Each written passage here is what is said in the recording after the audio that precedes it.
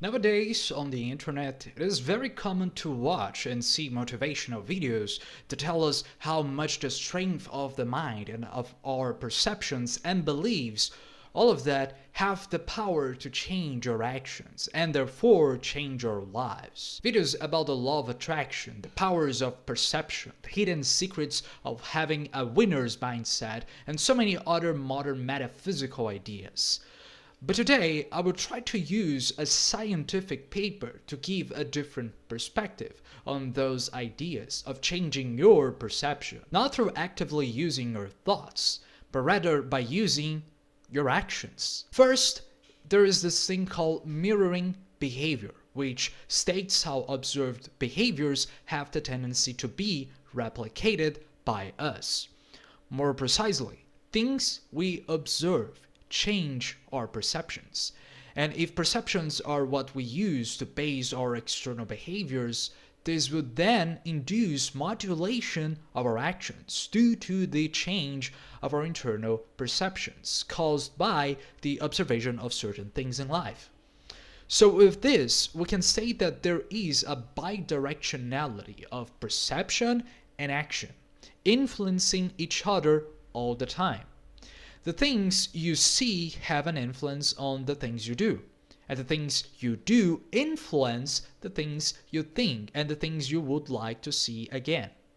Some scientists try to explain this mirroring behavior through a mirror system in neurons of our brains, a system that simulates the actions we observed by mapping those observed actions as very specific representations of them in the motoric and cortical networks of the brain. But here's the thing. The authors of the article are not trying to explain this mirror behavior, but something they call perceptual resonance. While mirroring behavior is dependent on observation, the perceptual resonance depends first on action and states how the actions we take change the perceptions we have. So now it isn't about the things we see, but rather the things we do that change how we perceive the world around us. To try to use a figure to explain this, I'll try to put it here on the screen. It shows how doing certain things in your life, as simple as holding a cup of coffee, can change the way you see the actions of others, or the things you perceive overall. But all of this is happening with the bias relative to the action you are taking right now.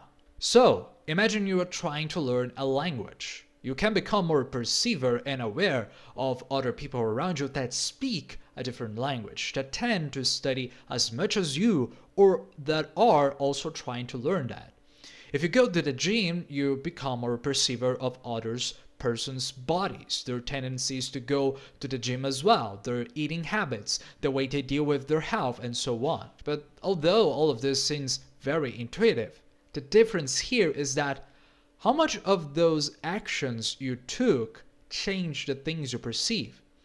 And now, using the mirroring behavior theory, how much of those things that you perceived now are being replicated because of the actions you took. With this view, you become your own point of reference. How many bad habits do you have? How many things do you wish to change in your life?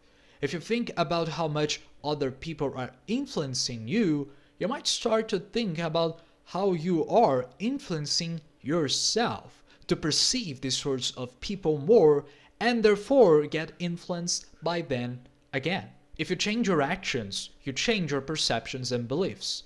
If you change those, you will also change your actions again. So the question is, what actions do you want to perceive more? And which actions do you want to take?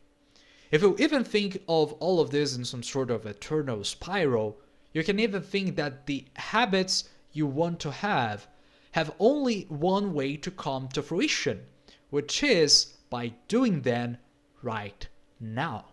Only starting what you want will increase your proclivity to do those things. You can think all you want, but to get the habits and actions and even results you're thinking of, the only way to get them is by doing them at this moment. And that's it. This is perceptual resonance. Like, subscribe, leave a comment, and see you next time. Goodbye.